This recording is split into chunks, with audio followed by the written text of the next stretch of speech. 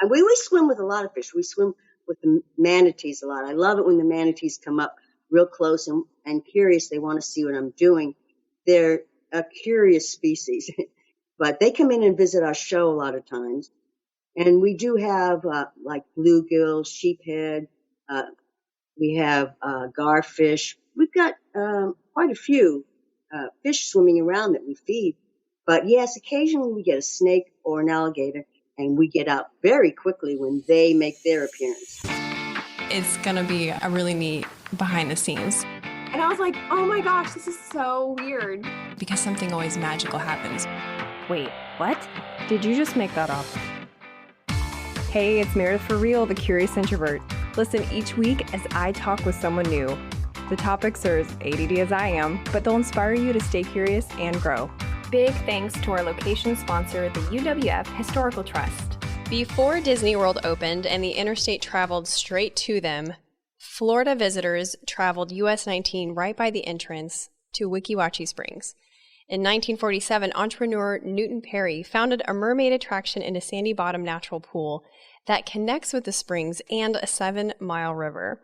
He recruited young women to be his mermaids and swim 16 to 20 feet, that's 5 to 6 meters, below the surface using breathing hoses and breath hold techniques to perform underwater aerial acts. Our next guest was not only one of those mermaids from 1963 to 1968, where she did 3 shows a day, but also currently a Weeki Wachee legendary siren. That means she is one of 8 ladies between the ages of 50 and 80 years old that choreograph and perform their own shows 2 to 4 times a month. So all you 80s kids, 90s kids who know the lyrics to Little Mermaid, buckle up because we have real life Ariel, Florida Springs conservationist, overall water woman, Rita King, everybody. Yeah, welcome to the show.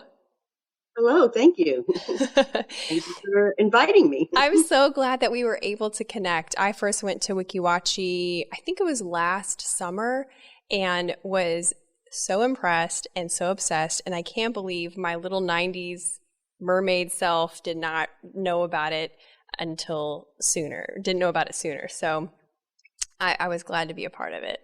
It's really special. It is. So the options presented to women in the 60s, after high school anyway, were pretty traditional, but you didn't go that route. So what inspired you to think of yourself in such an out-of-the-box kind of a way? Well, I've always enjoyed swimming underwater more than I ever enjoyed swimming on top of it. And like a lot of little girls living around Weeki Wachee, I dreamed of being a mermaid. My parents, of course, wanted me to continue on with my education, and I took a few night courses, but my heart was really always underwater. I went up there and passed the test, and my dream came true. What was the test? The test back then was pretty simple.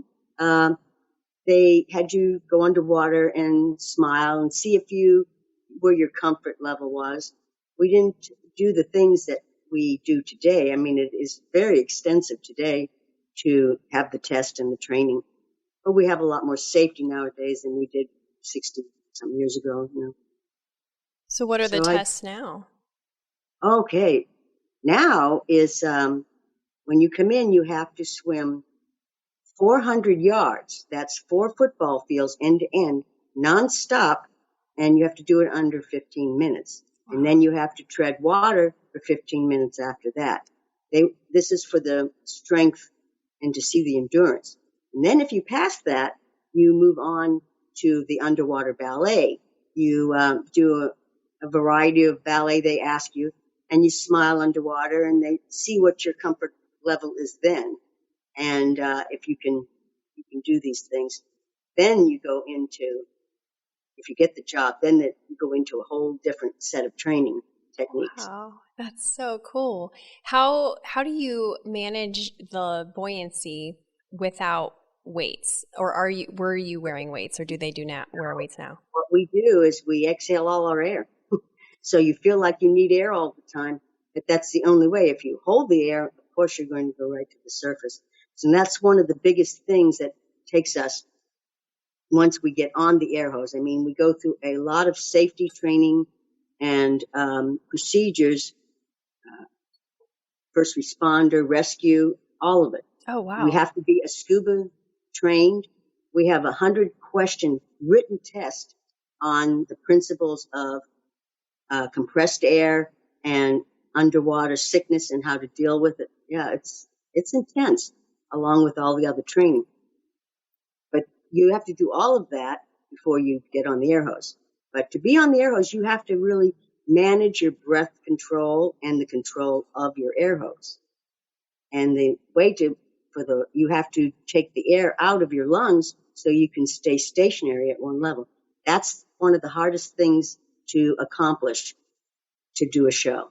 That's incredible. I thought for sure that they had somehow attached very flat weights to underneath their mermaid tail or something, because they looked just like they were suspended in air and looked comfortable, not like that they were out of breath. Well, it takes a while. It takes a mermaid to reach full mermaid status. It takes anywhere from 6 months to a year to reach the status. We go through some rigorous training. It's not like the mermaids you see that sit on the side of the pool. That is not us. It's a way of life with us. To be honest with you, it's not a weekend gig. So how is your breath hold? Have you ever tested it? Well, when I was younger, I could hold my breath 3 minutes and 15 seconds. What? That's amazing.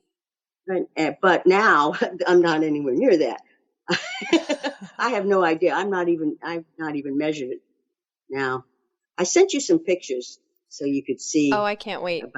I've seen some of the pictures that you send me, and I honestly spent a lot of my afternoon yesterday just binging on Weeki Wachee Mermaid information, because it is endlessly fascinating, because it's such a Florida tradition. But you even went outside of Florida. Tell me about your time in Brazil. Oh, it was really, really neat. After I left Weeki Wachee and I had got married and had my son, but I got this job through one of the former mermaids who was one of the original that Newton Perry had swim. She had left and gone over to Paris. She was in all kinds of underwater and water things over there. Well, she wound up in the Moulin Rouge. Okay, so she gave me this job in Brazil, in Rio, and the nightclub seated 1,800 people. It had 3 stages. And what I did was I was in one of the stages in a plexiglass tank, clear, with a little air hose and compressor. And I did ballet and ate a banana and drank a soda and entertained the audience during the costume changes of the Moulin Rouge, the girls that did the Moulin Rouge out of Paris, France. So it was quite interesting to do that. I did that for about 8 months. I could have stayed longer and gone on, but I really was kind of homesick and wanted to get home. It was just me and my son at the time. Yeah, that's incredible. It was quite an experience. Did you ever get to meet the founder, Newton Perry? No, I didn't. He sold the place to ABC Paramount Pictures in 1959. Oh. Okay, so I didn't get to meet him because I didn't start until 1963. But I met his daughter, and she comes over all the time because she swam as a mermaid too. Oh wow, that's so cool. Because when you're swimming in the tank, or it's not a tank, that's when you're swimming. So that's a misconception that most people have. They think that we're in a big fish tank.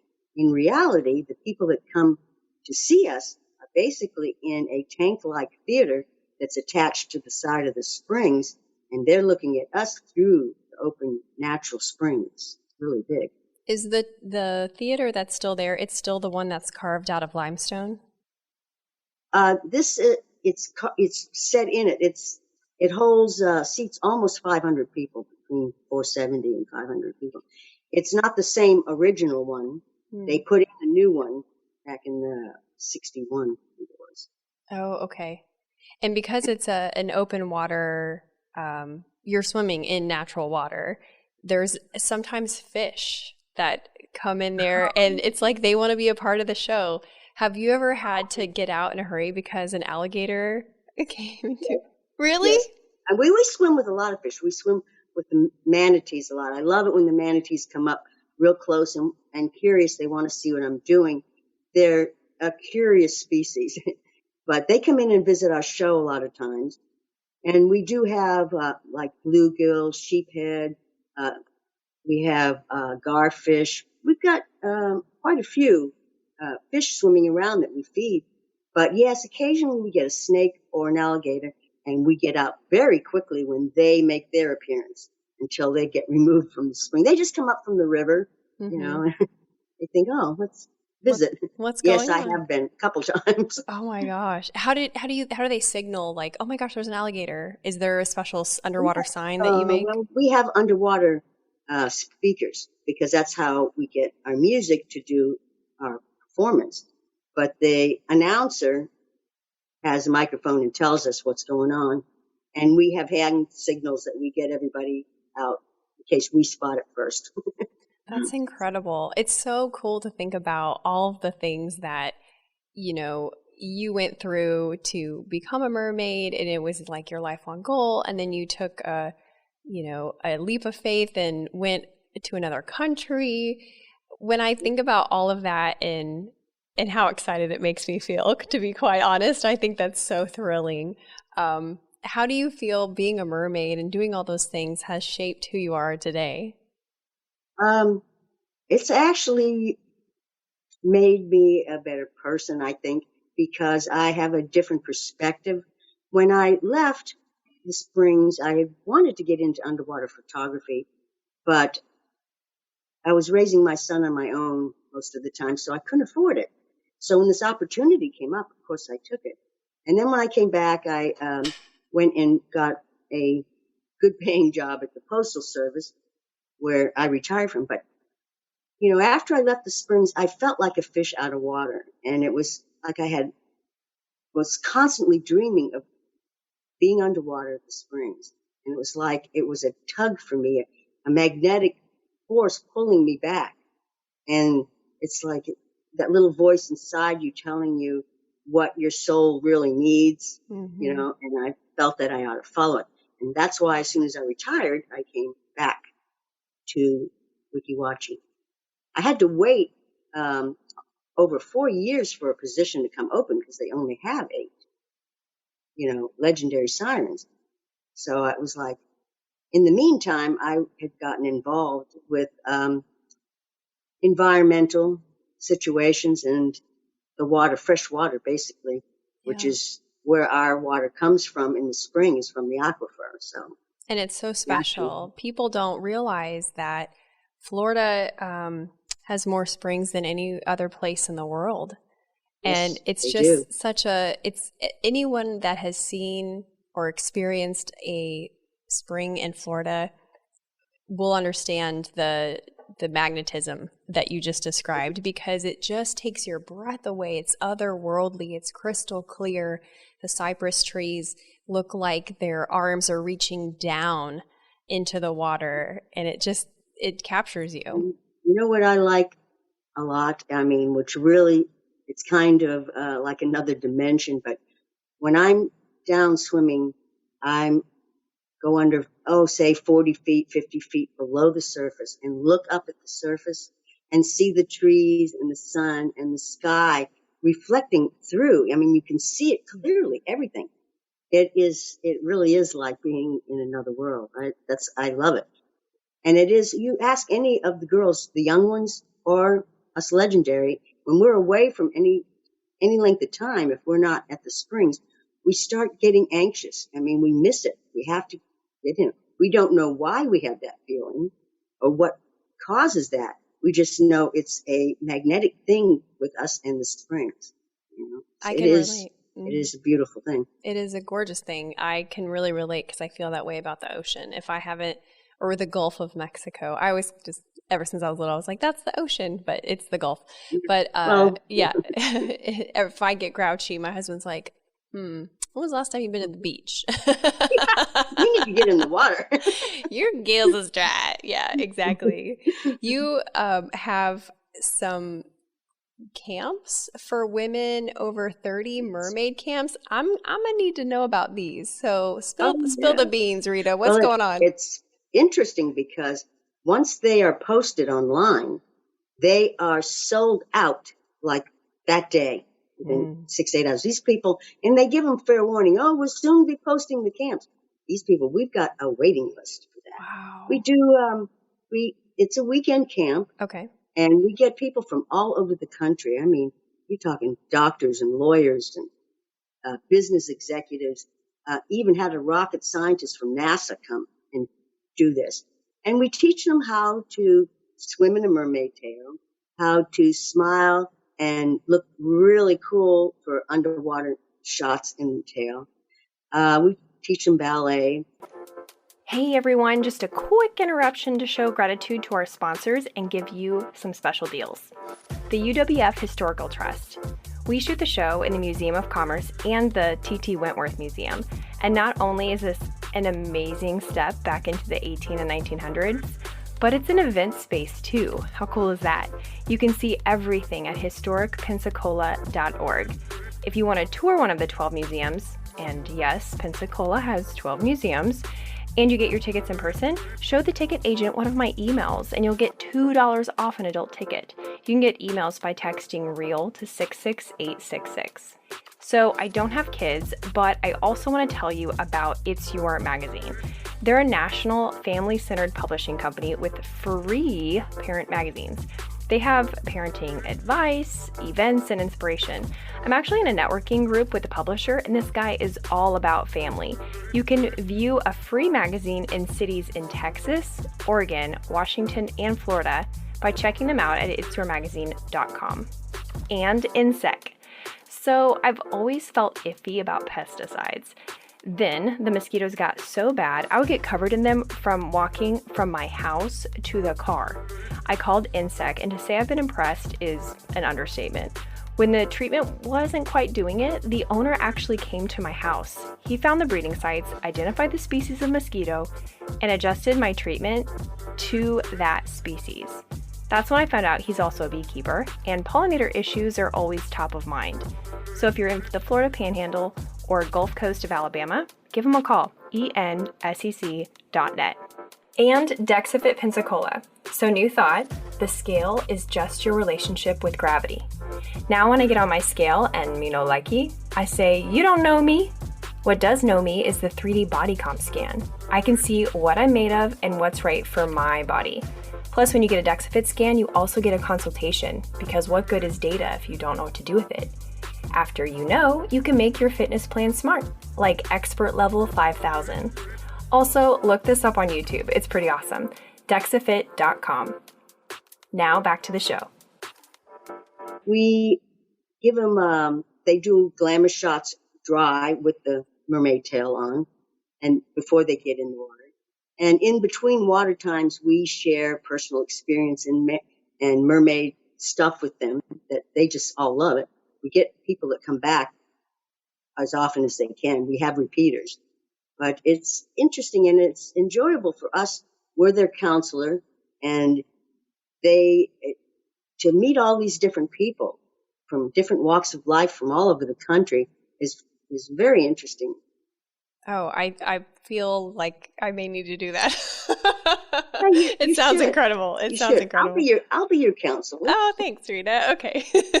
Seriously, I'm so just fascinated by it, and I'm just so I'm really connected to that spark in your eye that you get when you talk about the spring. Like, I just get it. And I would love for you to talk about your community work for the outreach program for the Florida preservation of the springs. Well, I'm Florida State Parks representative for the preservation of springs. And our springs are disappearing. And it's because of overpumping and chemicals.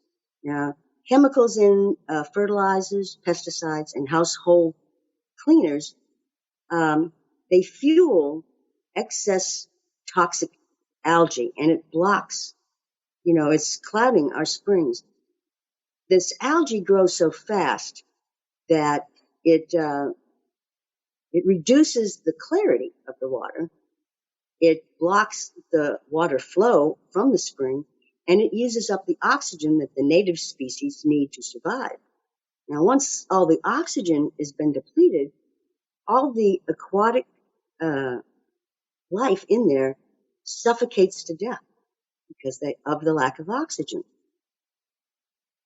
So the chemicals are really been extreme, and the bigger the population, the more landscaping, and there comes the chemicals. On overpumping, if we withdraw more water than our seasonal rainfall can replenish, that reduces and slows our water flow, which is the main thing of the spring. And in a lot of springs, it has stopped. In one 10-year period, 17 springs around the state have completely dried up and disappeared. 17. That's in one 10-year period. 17. Wow. So we need to be paying attention because fresh water is the most precious and resource on the planet. Mm-hmm. It's essential for all life on Earth. And we need to use water wisely. And, when we go to turn on the faucet, we need to shut it off when we're wiping down tables or doing things. Instead of letting it run down the drain, we need to try to switch out of our chemical products and use more organic, natural, and other safer alternatives, because there's many out there. I can give you some examples of those if you'd like, but yeah. No, give us some examples, because okay. it can be really overwhelming when you go to the grocery store and you're trying to, you're out of soap and you're like just trying to get some soap. So, well, as sometimes, I'll tell you, I'd be more than glad to share my lists or discuss it with anyone. They can always contact me through Weeki Wachee Springs Facebook website. They can, or they can call, and I have a number for that, and ask and tell them that they want to speak with me, and I will get the message just like I did with you. And right. But simple things like, say, for household cleaners, you're talking like lemon, salt, toothpaste, cornstarch, essential oils can change the smell. I mean, you can take baking soda and you can clean with it. You can use it as a scrub, a deodorizer, or as a water softener. If you say you wanted a drain cleaner, take a cup of vinegar and a half a cup of baking soda, put it down the drain, let it fizzle for 15 minutes, and pour hot water down it. There's so many things you could use that we can replace for the chemicals. For pests, I love peppermint oil because it gets rid of fleas, flies, and spiders. They just go away. They don't like it. Mineral oil and water, if you combine that and shake it up, it actually dehydrates insects and their eggs. Really? There's so many things that you can use. With fertilizer, you can put in your soil, on your plants, eggshells, bananas, coffee grounds. I do it every morning. Me too. I got my coffee grounds on a plant, Yep. Cooking water from your vegetables, pasta and potatoes, that has a lot of minerals in it. And you let it cool, you could use it to water your plants. That's a great There's idea. so many things that can be done, There's a lot of options to get away from the chemicals, because the chemicals that are getting down there, that's what creates this algae that can make its own food and actually reproduce itself just with the sunlight and the chemicals. Mm-hmm. And it's just become massive in the springs. I join at the springs. There's a group of volunteer divers that go in and clean the springs, and we remove algae. And I do that when I'm not swimming shows or doing camps. I go, and that's how much I love being in the springs. I go in and help clean and remove the algae. And it doesn't matter how often we do it or how much we remove, there is more within next day or two. Yeah. We have to remove it. That's how quickly it grows. Well, those are really good tips, especially the the alternative cleaning and the water, not just tossing out the water, letting it cool, and then feeding your plants with it. I love that. Thank you so much. I am just so enchanted by your whole story, and I'm just so honored that you came and shared it with us. And I know I can come visit. I think that will definitely happen. I was just about to say I would be shocked if we didn't meet in person in the future. We will. We will for sure. Was there any thoughts that you want to leave us on the springs or mermaid life? Yeah, there is kind of one thought I would like to leave with you. We are at a critical turning point in Florida's history right now, where all of us, all together, we will be judged as a civilization by our ability to take care of our springs and to protect our springs and fresh water. So to help save, everyone should take action today and set examples for tomorrow. So we will have water in the future. We need that fresh water. I mean, our aquifer is one of the most productive in the world, but we also have a lot of activity. We've got over 1 million non-residents coming to the state of Florida just for our water activities and our springs. And we have people moving. Our population is increased. So we need to look out for our aquifer, which is where our springs get their water from. Yeah, absolutely. Well, thank you again, Rita. This has been wonderful. Where can people find you online and follow also the information about the springs, both things? Okay. Actually, you can get a lot of information online about the springs through its website at the Weeki Wachee Springs State Park. Or Facebook has some excellent videos. I'm actually in one of the volunteer spotlight videos that tells a lot of what I do and shows what I do. But there's a lot of videos on there. They have tail mail, which is the young girls answer these.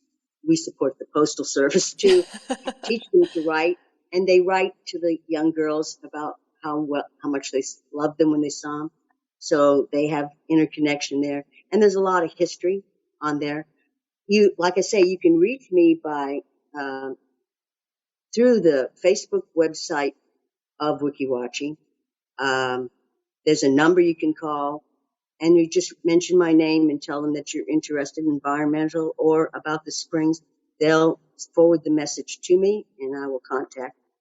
I also am on Facebook, and I also have an email. I don't know how I've got a couple of emails that the people could reach me through. Yeah, we can put them on the show description, and we can also put them on. I do an email to announce the episode, and then I'll do another email at the end of the week that has clickable links to all the stuff that you talked about. So the information about the springs and social media. So we'll make sure people get on that. If they call the springs and they need to check extension 11, because he forwards everything to me that has to do with the environment. And the Springs phone number is on the website too. Perfect. Just go to extension 11 and it'll get forwarded to me directly. Awesome. Right away. Straight to Rita. I love it. Yep. Well, thank you again, my friend. That is a wrap. You did amazing. And I know I will be seeing you soon. Absolutely. You get in touch with me. I'll make sure that you get around and see everything. Oh, okay. Will do. Bye. Bye. See you. Are you still listening? Just kidding, of course you are. Since you're here, here's some ways you can support the show. Stalk me on social media, leave a review, share an episode with a friend, or check out my Teespring page for delightfully sarcastic apparel. Links are in the episode description.